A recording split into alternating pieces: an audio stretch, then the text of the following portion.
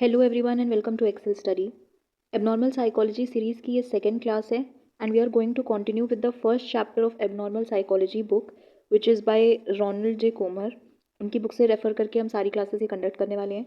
So this is the second class और इसमें हम लोग फर्स्ट चैप्टर का जो बचा हुआ अदर हाफ है वो कंप्लीट करने वाले हैं। अभी तक हमने आधा चैप्टर पढ़ लिया है। So let's begin with the lecture. By now हमने इस चैप्टर का इतना हिस्सा कवर कर लिया है 19th सेंचुरी तक। आज हम लोग 20th सेंचुरी से बात करेंगे सोमैटोजेनिक एंड साइकोजेनिक पर्सपेक्टिव के बारे में और उसके आगे will move on with the current trends that are going in abnormal psychology. तो यहाँ तक हम लोग कर चुके हैं, आगे का हम लोग स्टार्ट करते हैं। So the early 20th century, यानी अर्ली 20th सेंचुरी में अभी तक हमने देखा कि क्या क्या एबनॉर्मल साइकोलॉजी में क्या क्या कैसे वो इवॉल्व हुई है फील्ड, क्या क्या लोगों के पॉइंट ऑफ व्यूज़ थे इस चीज़ को लेकर के, क्या उनके ओपिनियंस थे, किस तरीके से लोग एबनॉर्मल साइकोलॉजी को और एबनॉर्मल बिहेवियर को देखते थे, इसके बारे में क्या सारे मिसकंसेप्शंस दुनिया में थे। अब हम लोग आते हैं 20th सेंचुरी में। इतना सारा सब कुछ होने के बाद सोमैटोजेनिक पर्सपेक्टिव आया और साइकोजेनिक पर्सपेक्टिव आया। यानी कुछ लोग ये कहने लगे कि ये जो भी सारे अबनॉर्मल बिहेवियर यानी जो भी ऐसे साइकोलॉजिकल इश्यूज़ जो होते हैं, इन सब में क्या होता है, इन सब का कारण कोई फिजिकल कॉज है। यानी कोई फिजिकल जैसे इशू, कोई बीमारी जो बॉडी में होती है उसी की वजह से असर पड़ता है हमारे माइंड पर, हमारे ब्रेन पर, जिसकी वजह से ये सारे साइकोलॉजिकल इश्यूज़ हम फेस करते हैं। और कुछ लोगों ने क्या कहा, नहीं, इसका हमारे जो फिजिकल जो भी प्रॉब्लम्स किसी को हो सकती हैं या फिजिकल कोई ऐसा कॉज नहीं है, इसका जो कॉज है दैट इज़ साइकोलॉजिकल। यानी ये प्योरली एक माइंड की कोई स्पेशल जो चीज़ है वो डायरेक्ट माइंड को ही ट्रिगर करती है, डायरेक्ट माइंड पर ही इम्पैक्ट डालती है, उसी को हार्म पहुंचाती है। यानी ऐसा नहीं है कि किसी फिजिकल बीमारी कोई हमें हुई और उसकी वजह से ये इसका साइड इफेक्ट हो सकता है। जो जो भी ये प्रॉब्लम है ये डायरेक्ट जो है वो हमारे माइंड को ही इफेक्ट करती है, यानी इसमें हमारे बॉडी का कोई भी लेना देना नहीं है। तो ये दो तरीके के पर्सपेक्टिव आए। अब हम लोग इसके बारे में डिटेल में जानते हैं कि इन दोनों पर्सपेक्टिव में क्या बातें कही गई थी। सबसे पहले आया सोमैटोजेनिक पर्सपेक्टिव, यानी जहाँ पर हम कह रहे थे कि ये जो भी साइकोलॉजिकल इश्यूज़, जो भी एबनॉर्मल बिहेवियर जो लोग करते हैं वो किसी फिजिकल कॉज की वजह से, किसी फिजिकल बीमारी या डिजीज़ या डिसऑर्डर की वजह से ऐसा होता है। अब ये जो सारा आइडिया था ये 2400 ईयर्स पहले की बात है, जहाँ पर हिपोक्रेटस के हमने बारे में पढ़ा था पिछले क्लास में कि इन्होंने ये सबसे पहला आइडिया इन्होंने ही दिया था कि ये जो भी चीज़ें हो रही हैं वो हमारी बॉडी से रिलेटेड है, हमारे बॉडी में कुछ ऐसे प्रॉब्लम होती है जिसकी वजह से हमारे माइंड को भी उसका इम्पैक्ट पड़ता है। तो इन्होंने पहले बोला था कि हमारी बॉडी में कुछ 4 ह्यूमर्स प्रेजेंट होते हैं। क्या बताया था इन्होंने, yellow bile, black bile, flame and blood, और इन्हीं के इम्बैलेंसेस की वजह से जो भी इनमें फ्लक्चुएशंस होती हैं इनके प्रपोर्शन में, उसी की वजह से जो है वो हमारे साइकोलॉजिकल हमें इश्यूज़ होते हैं। ठीक है, वहाँ से स्टार्ट हुआ ये सारा पर्सपेक्टिव और फिर धीरे धीरे ये और एडवांस होता गया। क्रेपलिन ने इनका सबसे पहला नाम आता है हिपोक्रेटिस के बाद क्रेपलिन का। 1883 में इन्होंने अपनी एक टेक्स्ट बुक बनाई जिसमें इन्होंने फिजिकल फैक्टर्स जैसे कि फटीग को बताया कि मेंटल डिसफंक्शन का कारण, यानी ये जो भी इश्यूज़ हो रहे हैं लोगों को, जो मेंटली लोग प्रॉब्लम्स को फेस कर रहे हैं, वो हो रहा है कुछ फिजिकल फैक्टर्स की वजह से, जैसे फटीग मतलब थकावट। तो इस तरीके से उन्होंने बताया कि कैसे जो मेंटल डिसऑर्डर्स हैं वो किसी फिजिकल कॉज की वजह से होते हैं। ठीक है, उसके बाद आया सिफिलिस और जनरल पैरासिस के ऊपर एक पूरा स्टडी की गई जिसमें ये पता लगा कि सिफिलिस जो है और जनरल पैरासिस, ये दोनों चीज़ें जो है एक साथ जनरली देखी जा रही थी, लोगों में पाई जा रही थी। अब सिफिलिस तो एक फिजिकल बीमारी है, बट जनरल पैरासिस क्या है, ये जो है मेनली आपके ब्रेन, आपके माइंड को इफेक्ट करता है। यानी इसमें कॉग्निटिव डेट्यूरेशन होगी, लोग सोच समझ नहीं पाएंगे ठीक से, माइंड की जो एबिलिटीज़ हैं वो सारी इसमें उस पर हार्मफुल इम्पैक्ट पड़ता है। ठीक है, तो लोगों देखा गया कि यार ये दोनों चीज़ें जो हम देख रहे हैं वो ज़्यादातर लोगों में एक साथ देखने को मिल रही हैं। इससे क्या पॉइंट बना कि सिफिलिस की वजह से ही लोग जो है वो ये सारे मेंटल इश्यूज़ फेस कर रहे हैं। ये कैसे हुआ कि जो क्राफ्ट एबिंग थे, इन्होंने एक एक्सपेरिमेंट किया और इसमें इन्होंने क्या किया कि जो इंडिविजुअल्स ऑलरेडी जनरल पैरासिस के पेशेंट्स थे, जिनको ये जनरल पैरासिस की इशू थी, मेंटल डिसऑर्डर, उनके अंदर इन्होंने क्या किया, सिफिलिस के बैक्टीरिया डाले जिनकी वजह से ये बीमारी सिफिलिस होती है।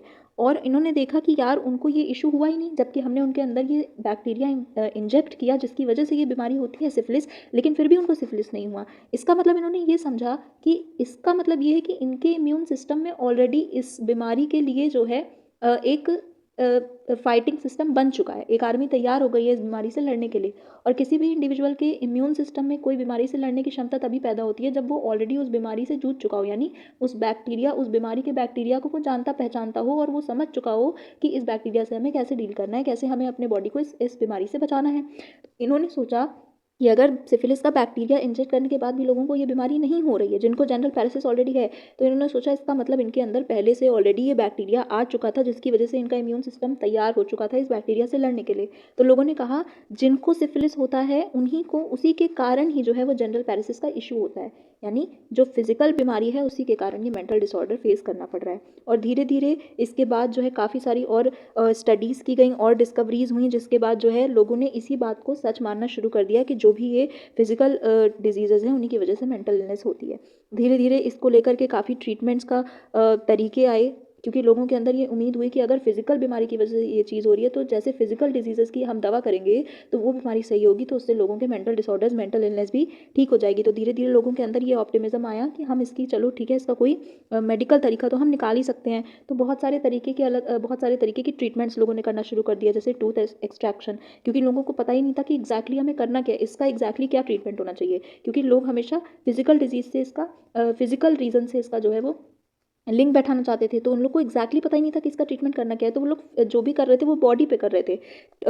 टॉन्सिलेक्टोमी, हाइड्रोथेरेपी, लोबोटोमी, तो ये सारे जो हैं, ये जो भी ऑपरेशन सर्जरीज की जाती हैं, कहीं बॉडी का कोई पार्ट निकाल दिया, कोई ऑर्गन निकाल दिया, ये सारी चीज़ें जो है लोग करने लगे थे कि मेंटल डिसऑर्डर्स इससे हो सकता है सही हो जाए, जबकि ऐसा नहीं हो रहा था। और ये जो भी ट्रीटमेंट के तरीके थे लोगों के बॉडी पर और हार्म पहुंचा रहे थे, कोई उनको उनके मेंटल डिसऑर्डर्स पे उनको मेंटली कोई फ़ायदा इस चीज़ से नहीं हो रहा था। यहाँ तक कि क्या होने लगा, कुछ लोगों ने तो अनएथिकल प्रैक्टिसेस भी स्टार्ट कर दी, कुछ ऐसी सर्जरीज जो एक्चुअली अलाउड नहीं होती हैं लीगली, जैसे यूजेनिक स्टेरिलाइजेशन।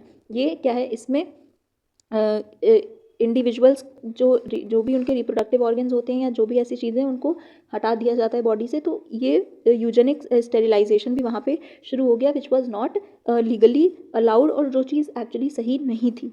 धीरे धीरे सोमैटोजेनिक पर्सपेक्टिव जो है वो आगे बढ़ा, और 1950s में जाके इसने थोड़ा सा प्रोग्रेस दिखाई, जहाँ पर एक्चुअली जो है कुछ साइकेट्रिक मेडिकेशंस बनाई गई, जहाँ पर कुछ ऐसी दवाएं बनाई गई जो एक्चुअली मेंटल डिसऑर्डर्स को सही करने में इफ़ेक्टिव थी।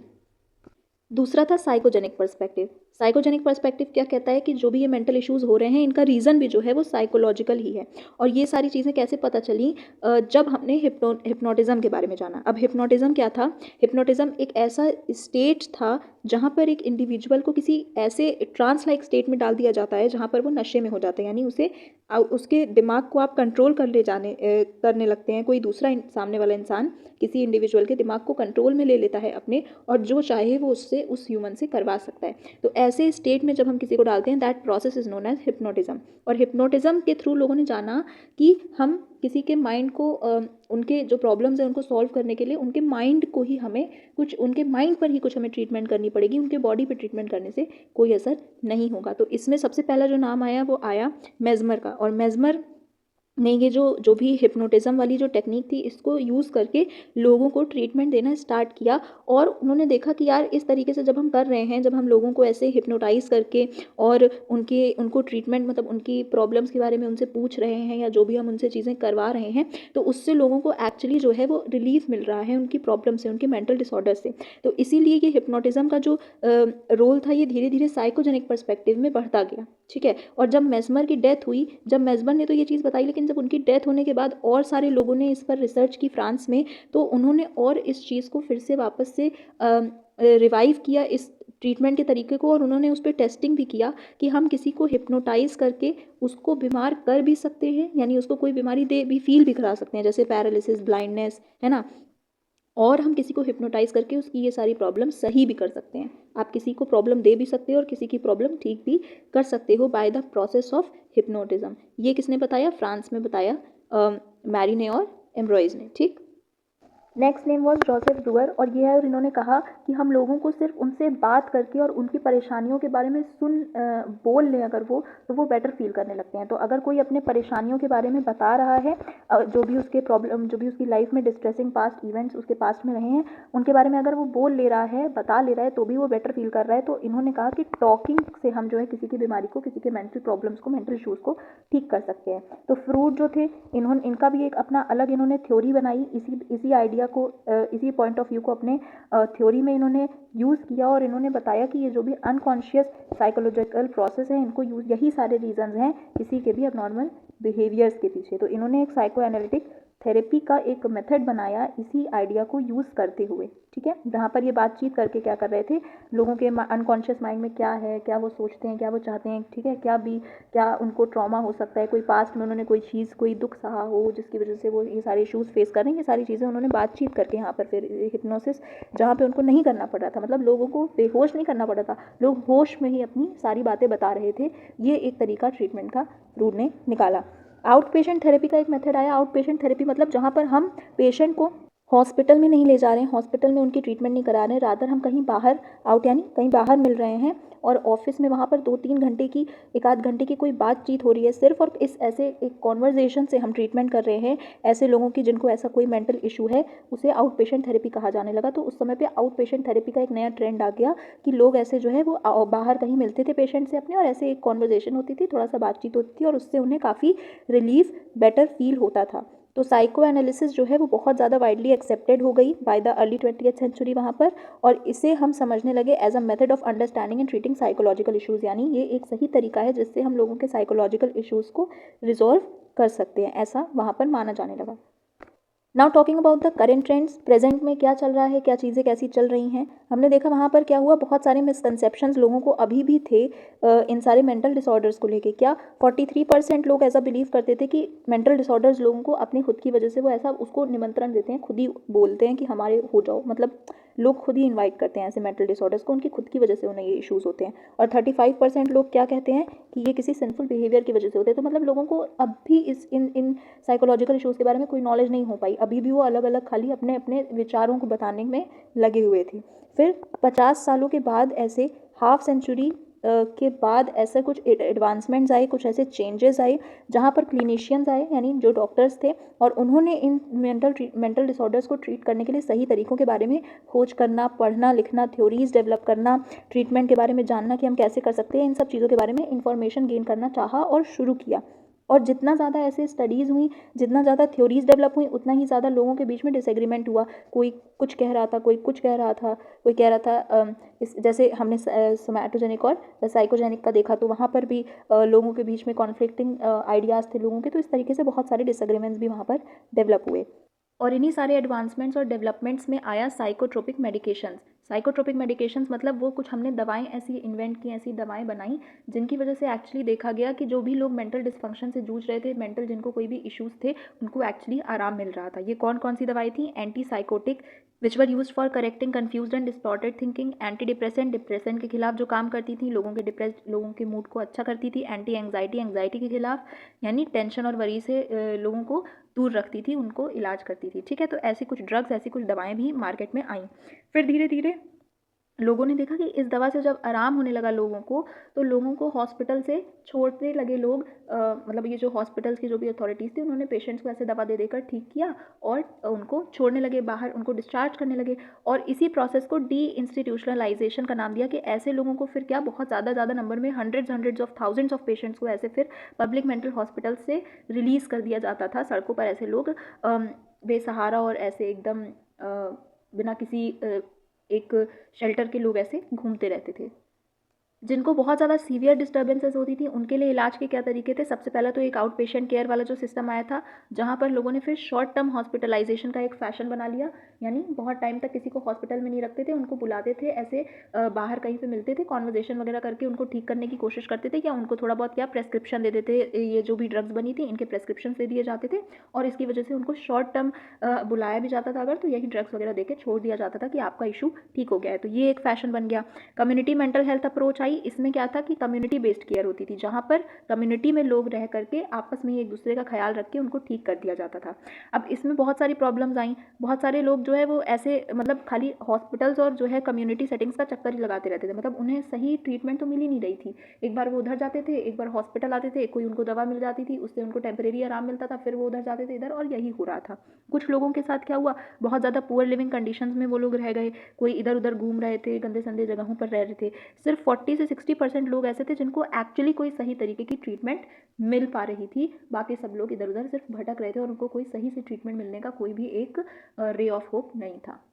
और इसकी वजह से होमलेसनेस और इनकार्सरेशन देखने को मिला। बहुत सारे लोग जेल में बंद जैसे कैदी हो गए थे और बहुत सारे लोग होमलेस हो गए थे जिनको बाहर निकाल दिया गया था, उनको घरों में भी रहने नहीं मिल रहा था ऐसे इश्यूज़ के लोगों के साथ।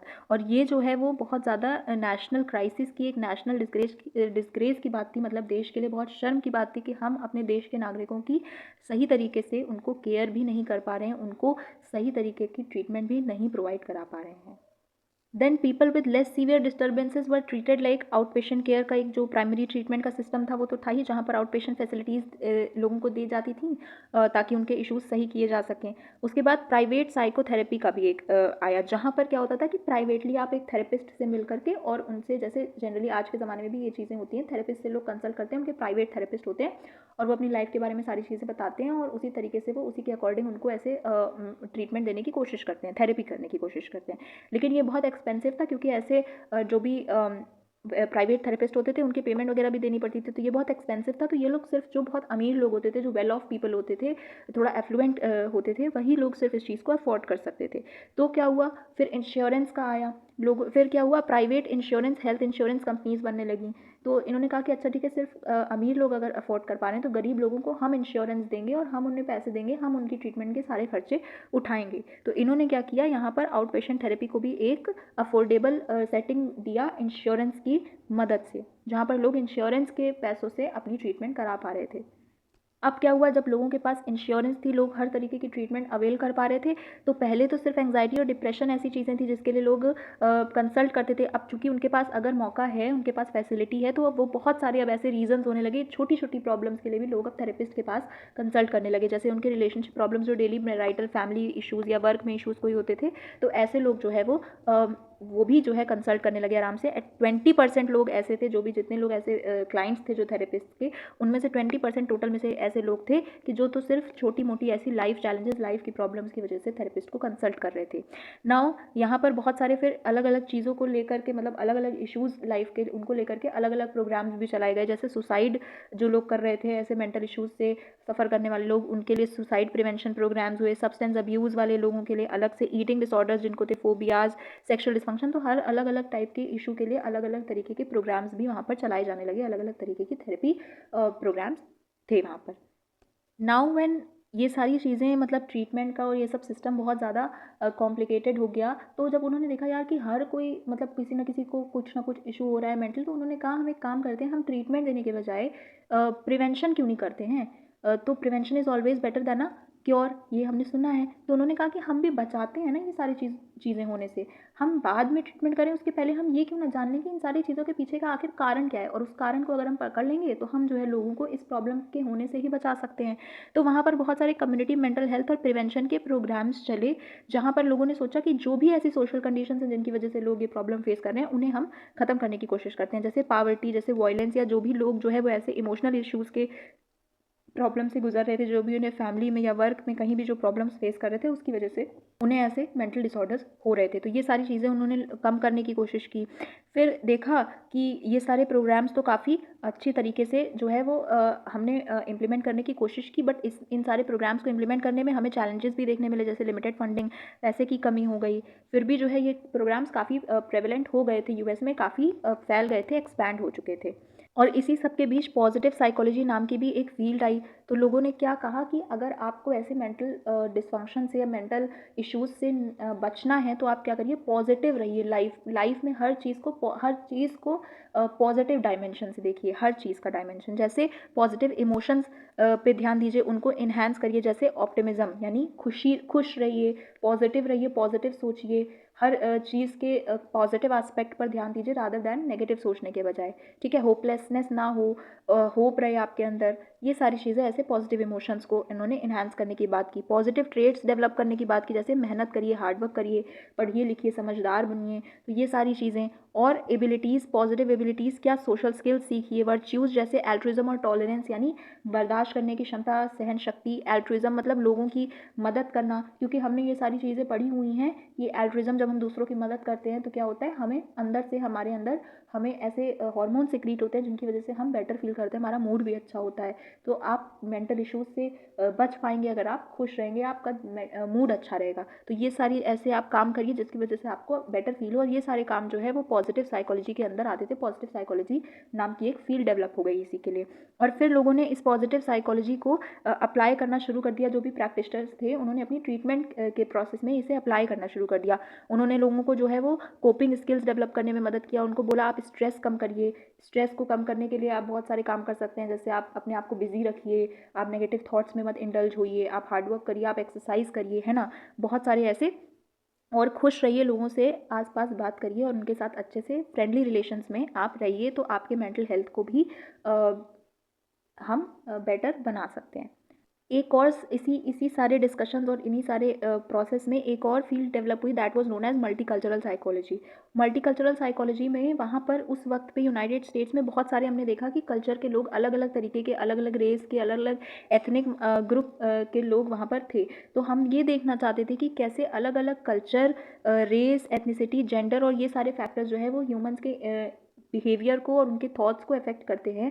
एंड क्योंकि जो भी हमारी जो साइकोलॉजी है वो सारी हमारे बिहेवियर और थॉट से ही बनी हुई है, तो उन्हीं की वजह से जो भी हम प्रॉब्लम्स फेस कर रहे हैं उन्हें हमें समझने में आसानी होगी अगर हम ये समझ पाएंगे कि क्या इन कल्चर्स का, इन अलग अलग जेंडर बैकग्राउंड्स का भी कोई असर हमारे साइकोलॉजी पे पड़ता है या नहीं। तो इस तरीके से हम अच्छे से इन डिफरेंसेस को समझेंगे तो हम लोगों के इश्यूज़ को भी अच्छे तरीके से रिजॉल्व कर पाएंगे। ठीक है, तो ये हमें उनके एबनॉर्मल बिहेवियर को ट्रीट करने में हेल्प करेंगी, ये सारी जो भी मल्टीकल्चरल साइकोलॉजी में हम पढ़ेंगे चीज़ें। अब इंश्योरेंस जो हो रही थी उसमें भी कुछ इश्यूज़ आए। वो इश्यूज़ ये हुए कि मैनेज्ड केयर का एक कॉन्सेप्ट आया मार्केट में, जहाँ पर हमने देखा कि थेरेपी की डिमांड बहुत ज़्यादा बढ़ रही थी। हर कोई थेरेपी चाह रहा था, हर कोई किसी ना किसी मेंटल इशू से सफ़र कर रहा था। तो वहाँ पर इंश्योरेंस कंपनीज जो थी उन्होंने मैनेज्ड केयर प्रोग्राम्स स्टार्ट कर दिया, और इस प्रोग्राम में उन्होंने कहा कि आप कौन से थेरेपिस्ट को, कौन सा क्लाइंट हम अलॉट करेंगे और कितना एक सेशन का कॉस्ट होगा, मतलब अगर एक मीटिंग करनी है, 2 मीटिंग करनी है तो कितने सेशंस में ऐसी मीटिंग होगी, उसका कितना पैसा होगा, ये भी हम डिसाइड करेंगे। आपको कितने, मतलब जो भी काम एक डॉक्टर बताता है कि किसी पेशेंट को ट्रीटमेंट के लिए कितना टाइम लगेगा, ये तो डॉक्टर डिसाइड कर पाएगा ना कि उसको क्या इशू है और उसके हिसाब से कितने टाइम लगेगा। लेकिन ये सारी चीज़ें जो है वो इंश्योरेंस कंपनीज जो है डिसाइड करने लगी, बिकॉज वो ही मैनेज कर रही थी सारी ट्रीटमेंट लोगों की जो भी हो रहा था। और इसकी वजह से बहुत सारे जो है वो प्रॉब्लम्स भी आने लगी कि जो है बहुत स्ट्रिक्ट स्टैंडर्ड्स हो गए रीइंबर्समेंट के, कि हम कहाँ पर एलिजिबल अगर आपको होना है, अगर आपको हमारे यहाँ से पैसा चाहिए अपनी ट्रीटमेंट के लिए, तो आपको हमारे ये रूल्स जो हैं ये फॉलो करने पड़ेंगे। हम जिस थेरेपिस्ट को कहेंगे आप उसी से ट्रीटमेंट करा सकेंगे। ठीक है, तो ये बहुत सारे ऐसे इश्यूज़ डेवलप होने लगे इंडिविजुअल लेवल पर। अब इसमें क्या क्या इश्यूज़ हुए, ये हुआ कि therapy sessions are often short and, बहुत कम टाइम दिया जाता था, बिकॉज जितना ज़्यादा टाइम लगेगा उतना ज़्यादा पेमेंट देनी पड़ेगी थेरेपिस्ट को। तो बहुत कम टाइम में लोगों को जो है वो कहा जाता था कि सेशन आपका एंड हो रहा है। ठीक है, शॉर्ट टर्म ट्रीटमेंट दे दी जाती थी, जैसे उनको ड्रग वग दे दिया जाता था, जो ड्रग्स बनाए गए थे एंटी डिप्रेसेंट, एंटी एंग्जाइटी, तो ये देकर उनको बोल दिया जाता था कि अब आपको आराम हो जाएगा। ठीक है, फिर जिनको बहुत ज़्यादा मेंटल डिसऑर्डर्स थे उनको और चैलेंजेस फेस करने पड़ते थे, क्योंकि इसमें जो मतलब ये लोग अच्छी तरीके से ट्रीटमेंट तो देते नहीं थे, काम चलाऊ तरीके की इन्होंने ट्रीटमेंट देना शुरू कर दिया अपने पैसों को भी बचाने के लिए। ठीक है, इंश्योरेंस कंपनीज अपने हिसाब से जो सारे रूल्स बनाती थी और जिसकी वजह से जो है इनको इशू होने लगा ट्रीटमेंट कराने में। नाउ फेडरल पैरिटी लॉ आया, और इसमें एक प्रॉब्लम ये थी कि जो इंश्योरेंस कंपनीज थी वो कहती थी कि जिन लोगों को कोई भी ऐसी फिजिकल इशू है, कोई बीमारी है बॉडी से रिलेटेड, उनके लिए वो लोग ज़्यादा पैसा देने के लिए तैयार रहते थे रादर दैन जो लोग साइकोलॉजिकल इश्यूज़ के लिए ट्रीटमेंट लेने जा रहे हैं। तो यहाँ पर फेडरल पैरिटी लॉ लाया गया 2011 में, और उसने कहा कि आपको किसी भी हेल्थ इंश्योरेंस कंपनी को जो भी कोई इंसान मेंटल हेल्थ के लिए चाहे ट्रीटमेंट लेने आ रहा है, चाहे वो अपने किसी मेडिकल प्रॉब्लम, मेंटल इशू में तो थेरेपी दी जाती थी, कोई दवाई नहीं होती थी, और जो बाकी इश्यूज़ होते थे उनमें मेडिकल प्रॉब्लम्स होती थी जिसमें दवाई भी दी जाती थी। तो वहाँ पर ये कहा गया कि दोनों को आप बराबर ही पैसे दीजिए, चाहे आप वो मेंटल हेल्थ के लिए आदमी थेरेपी कराने आ रहा है, चाहे वो किसी फिजिकल इशू या बॉडी में कोई बीमारी है उसकी वजह से, मेडिकल प्रॉब्लम की वजह से ट्रीटमेंट कराने आ रहा है। तो this was known as the federal parity law. ठीक, नाउ इन सारी चीज़ों के बाद बहुत सारी अलग अलग थ्योरीज आई, लोगों ने क्लिनिकल साइकोलॉजी की फील्ड में बहुत सारी स्टडी हुई कि कैसे जो है वो ऐसे जो साइकोलॉजी में लोगों ने डॉक्टर्स बनना स्टार्ट किया कि जो भी ऐसे साइकोलॉजिकल इश्यूज़ हैं उनकी ट्रीटमेंट के लिए हमें क्या स्टडी प्रॉपर होनी चाहिए, क्या एक्सपर्टीज़ होनी चाहिए, कैसे ट्रेनिंग होनी चाहिए, जो भी ऐसे क्लिनिशियंस होने वाले हैं, जो ट्रीटमेंट करने वाले हैं, जो थेरेपिस्ट हैं, हीलर्स हैं। ठीक है, तो ऐसे बहुत सारे अलग अलग थ्योरीज आई, जैसे साइको एनालिटिक थ्योरी आई which was focused on unconscious psychological problems, then somatogenic और biological, behavioural, cognitive, humanistic, existential and social culture. तो इनका अलग अलग अपना पॉइंट ऑफ व्यू था। जैसे कॉग्निटिव में हम पढ़ते हैं कि हमारे थिंकिंग पैटर्न से क्या हमारे बिहेवियर पर इफेक्ट पड़ता है। तो हमारी थिंकिंग भी, तो अगर हम बहुत ज़्यादा नेगेटिव सोचेंगे तो हमारे साइकोलॉजिकल, हमारी जो मेंटल हेल्थ है वो डेटोरेट होगी ना उसी तरीके से। तो अलग अलग इन लोग के पॉइंट ऑफ व्यूज़ अपने थे, आइडियाज़। अब आज के टाइम में इतनी सारी थ्योरीज डेवलप हो गई, कोई भी ऐसी एक थ्योरी नहीं है, कोई भी सिंगल पर्सपेक्टिव नहीं है जो एकदम 100% सही हो और जिसके सबसे ज़्यादा नंबर ऑफ सपोर्टर्स हो। मतलब बहुत बिखरी हुई हैं सारी थ्योरीज, कोई भी थ्योरी सही है, कोई भी थ्योरी गलत नहीं है, सिर्फ बहुत सारी थ्योरीज हैं और ये आपस में कम्पीट ही कर रही हैं कि कौन जो है वो सही तरीके से एक्सप्लेन कर पाएगा ऐसे साइकोलॉजिकल डिसऑर्डर्स या उनकी ट्रीटमेंट्स के लिए। और अभी भी कोई एक ऐसी थ्योरी नहीं है जो बिल्कुल रेलिवेंट हो इस इशू को लेकर के। अब जब इतनी सारी थ्योरीज बनी, इतनी सारी फील्ड्स बनती गई, उसमें अलग अलग तरीके के प्रोफेशंस भी आते गए। साइकोलॉजी में आजकल बहुत स्कोप है, पहले इतना नहीं था। तो अब आज के टाइम में तो बहुत सारा साइकोलॉजी में स्कोप है। जैसे क्लिनिकल साइकोलॉजिस्ट होने लगे, जो क्या करते थे, जो डॉक्टरेट की डिग्री लेते हैं साइकोलॉजी में, और उसमें फिर वो बहुत सारी ट्रेनिंग करने के बाद, इंटर्नशिप करने के बाद मेंटल हेल्थ सेटिंग के बारे में जो है वो सारी अपना नॉलेज गेन करते हैं। And then they become doctors for, जैसे डॉक्टर्स होते हैं, फिजिशियंस वगैरह होते हैं, उसी तरीके से क्लिनिकल साइकोलॉजिस्ट भी होने लगे। काउंसलिंग साइकोलॉजिस्ट जो कोई दवा ऐसी ट्रीटमेंट नहीं देते हैं, but they just try to help people emotionally, या जो भी उनके जो ऐसे सोशल चैलेंजेस हैं, लाइफ में रिलेटेड जो भी इशूज़ हैं, उनके बारे में उन्हें एडवाइस वगैरह करते हैं और उनकी प्रॉब्लम्स को समझने की कोशिश करते हैं।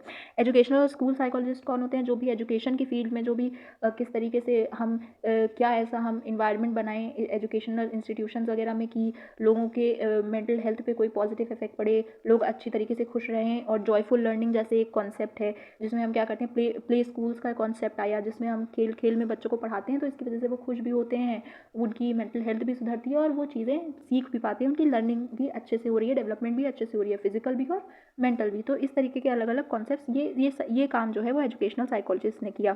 Psychiatric nurses, marriage and family therapist और साइकेट्रिक सोशल वर्कर्स, इसी तरीके अलग अलग फील्ड के लिए इन्होंने स्पेशलाइजेशंस ले करके अपने प्रोफेशंस जो है वो डेवलप किए। नाउ हर प्रोफेशन के लिए अपनी एक अलग ट्रेनिंग प्रोग्राम्स होते हैं, इनकी एक अलग तरीके से पूरी ट्रेनिंग होती है और उसी में वो एक्सपर्टीज़ गेन करते हैं and then they become professional whatever for whatever जो भी ये प्रोफेशन के लिए वो ट्रेनिंग ले रहे हैं। एंड देन जब इतनी सारी थ्योरीज आई, इतने सारे डिस्कशंस हुए, इतने सारे, तो जैसे जैसे आगे आगे लोग आते गए ना, और उन्होंने पीछे देखा यार कि कोई भी अभी तक सही से प्रूफ कर ही नहीं पाया है चीज़ों को, तो लोगों को भी इंटरेस्ट आने लगा सही चीज़ जानने के लिए कि एक्चुअली असलियत है क्या। तो इसी वजह से और ज़्यादा रिसर्च इस फील्ड में बहुत ज़्यादा होने लगी, साइकोलॉजी के फील्ड में।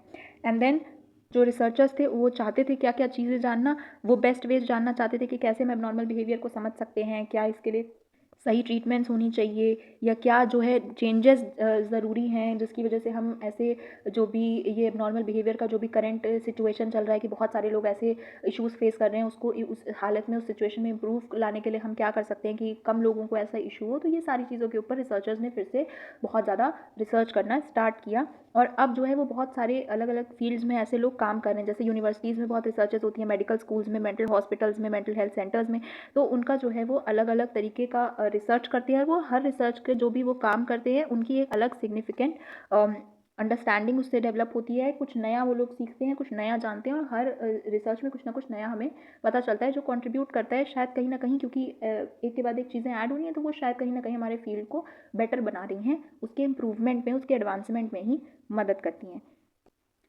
सो इसके साथ हमारा फर्स्ट चैप्टर इस बुक का कंप्लीट होता है। अगर आपको इसका पीडीएफ चाहिए तो आप ये टेलीग्राम चैनल ज्वाइन कर लीजिएगा। ये आप टेलीग्राम पर सर्च करेंगे तो आपको ये ग्रुप मिल जाएगा, आप इसमें ज्वाइन कर लीजिए। इसमें बहुत सारे आपको पीडीएफ ज़रूरी स्टडी मटेरियल्स भी मिल जाते हैं, सारे क्लासेस के पीडीएफ भी मिल जाते हैं। आई होप आपको ये क्लास अच्छे से समझ में आ गई होगी, सारी चीज़ें जो भी हमने पढ़ी। अगर आपको अच्छी लगी तो please like, share and subscribe to my channel और कमेंट में अपना फीडबैक ज़रूर दीजिएगा। मिलते हैं नेक्स्ट क्लास में, अगला चैप्टर हम स्टार्ट करेंगे। तब तक के लिए बाय बाय।